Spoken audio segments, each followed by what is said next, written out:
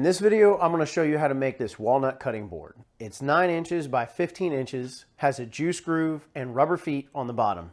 I'll also cover how much it cost me and how long it took me to make at the end of the video. This is a great beginner project that you can do in one weekend, so stick around and check it out.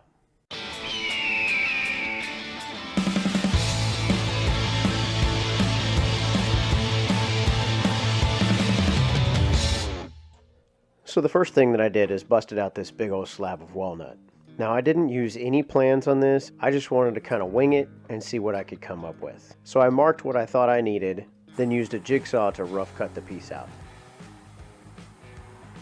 Then took it over to the miter saw to clean off both ends. Then over to the table saw, and using the cleanest edge that I had, put that up against the fence and then cut off the other side. And I tried to save as much width as I could. Now for this I wanted some smaller pieces, so I cut some thin strips, which came out to 4 pieces per board. Now you probably notice here those saw marks. So the board wasn't the same thickness all the way across. So the next step is going to be to take it over to the planer and get it all a uniform thickness, squared up on all sides.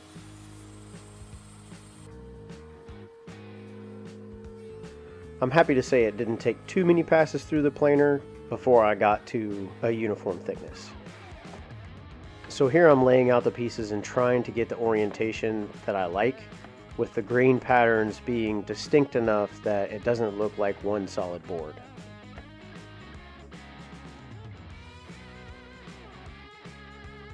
Then it was time to glue up these pieces. Pretty simple glue up, no jigs, no calls. Just glue on each surface and some snug clamping pressure. Most of the time I like to use my hand as a glue spreader because it's just a lot faster.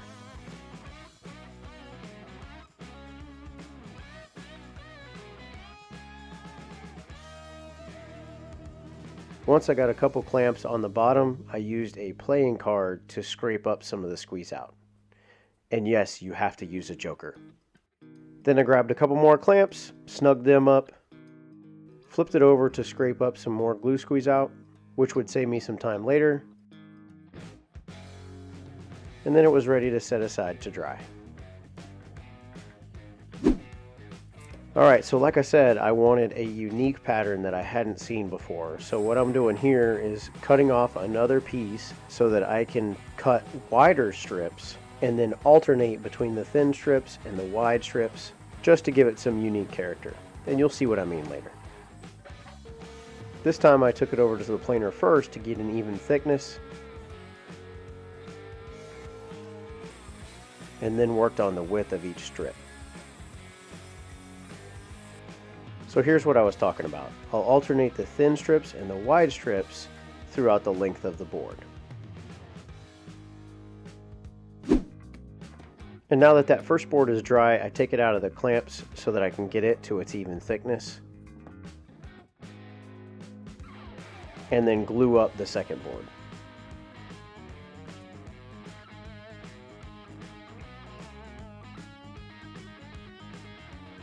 And again, you don't have to cinch these down super tight, because if you do, it usually ends up warping the board.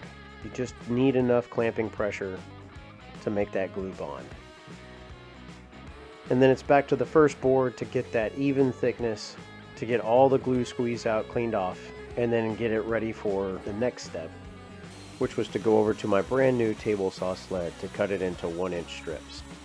Now if you haven't seen the build video for this table saw sled, I'll put a link in the description below.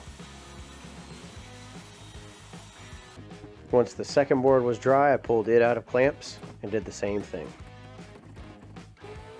Now the key to this is making sure that both boards are exactly the same thickness, or your glue up won't be right. Since I made these 2 different boards at 2 different times, I ended up having to go back and do that later, which was a little bit of a waste of time.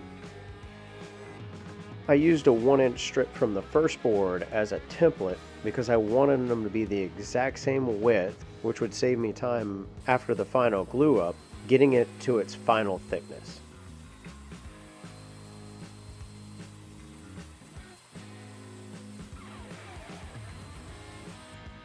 Alright, so here's where I lay it all out and try to figure out exactly what the final board is going to look like. I tried a couple different combinations and finally settled on the one that I liked. But I'm not going to lie, it took me a while. It's kind of hard to envision the final product here because this isn't finished wood. So you have to use some creativity and imagination.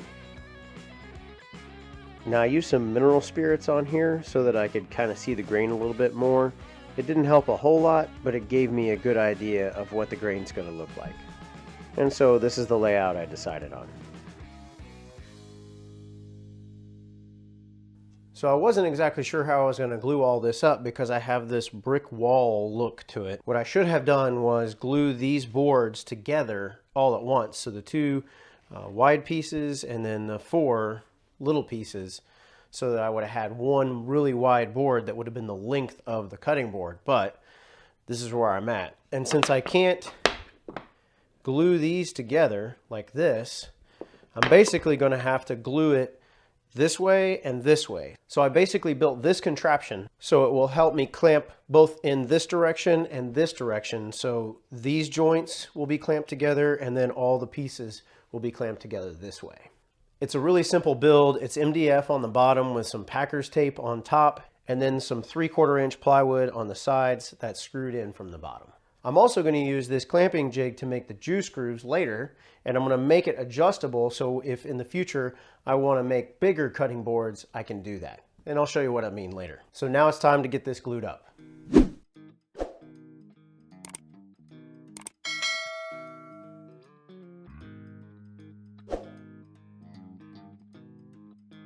Now this glue up didn't turn out to be as bad as I thought it was going to be, partly because this jig really helped out.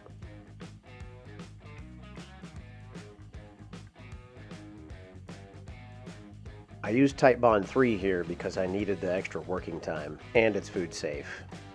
I started out by gluing all the ends first, and then glued up all the sides.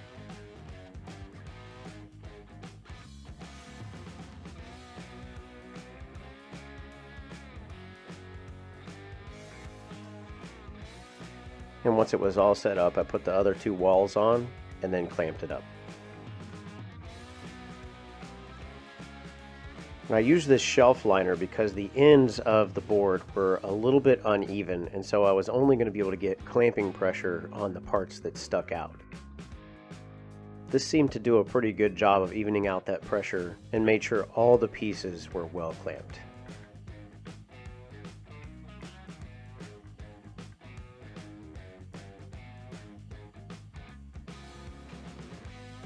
Once the glue was dried, I took it out of clamps and took a look to see how it turned out.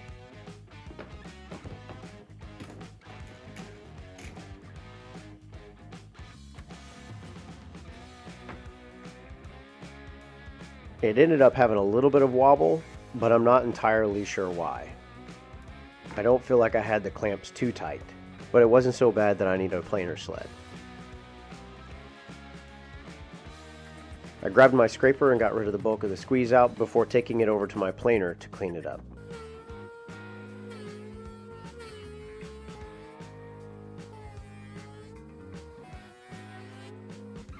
Here's what it looks like coming out of the planer. You can tell I have some nicks on my blades, and it really impacts the cut.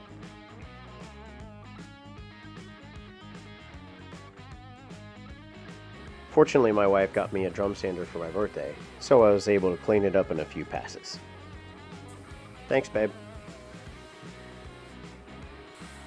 Now that I've got the top and the bottom all cleaned up, it was back to the table saw to cut the sides, then over to the crosscut sled to clean up the ends. Then over to the sander to give it that final touch with some 120 grit sandpaper. Then I put a roundover bit in my trim router and rounded over the top and bottom edges of the board. You can see some of the edges are burned here. I started out going pretty slow, but then I realized that if I went faster I didn't get that burnout. I also slowed down the router speed, and that seemed to help a little bit too. And I got the corners too. I used some water in a spray bottle to raise the wood fibers before I hit it one more time with the sander. Then it was time to route out the juice grooves. Now I gotta be honest, this was the most nerve-wracking part of the whole project. If I screwed this up, I would have had to have started over, used it as the bottom edge, or planed the board way thinner and try it again. So to mess up here would be pretty unforgiving. But I just took my time, kept the router pressed up against the fence, and it turned out fine. Now to clean up these juice grooves, I have these rubber sanding blocks for all different kinds of profiles. I'll put a link in the description for them. These things are really handy if you have any kind of angles or weird profiles or tight spots you need to get some sandpaper in, rather than just doing it by hand. I used this cutting board oil, and I gotta say, it was really easy and it smelled fantastic. It smelled kind of like a citrus grove, so this was a pleasure to use. This walnut was extremely thirsty, so I had to use a couple of coats just to saturate it, let it drink it up, saturate it again, and let it soak all in before moving to the next step.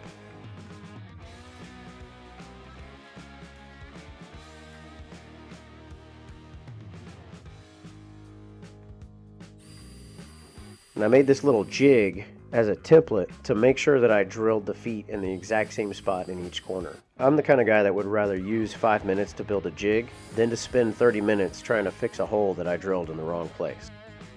Plus I can use this jig for any boards I build in the future. Then I screwed in the feet by hand, and it was time for the last step.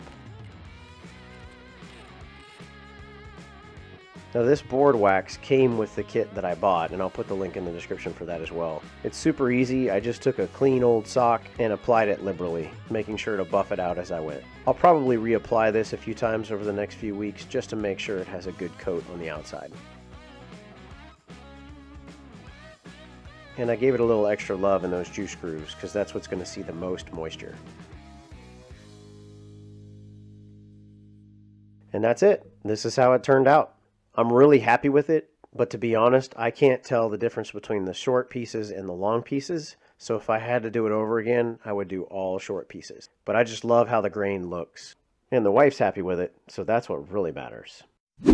Okay, so how much did this cost me and how long did it take me to make it? So I used about $35 worth of walnut, and the other supplies like the oil, wax, and feet amounted to about $40. So it cost me about $75 total to make. So I think if I were to do this board again, I could get it easily down to about 3 hours. Now, depending on how much these go for where you live, you could make a lot of profit if you batched out a bunch of these to sell. And if you want more tips and tricks on how to batch out your projects, I'll leave a link in the description of a video I did not too long ago about doing just that. Well, I hope you like this project and that you can get out into your shop and make one just like it. And if you like these types of builds or you want to see something else more specific, please let me know in the comments and I'll try and make one. Well, if you made it this far, you obviously liked this video, so go ahead and subscribe and hit that bell icon so you get a notification when I drop my next video. And if you want to see my last one, go ahead and click right here. And if you want to see another one of my videos that YouTube recommends you watch, then go ahead and click this one right here. That's it for this one. We'll see you next time.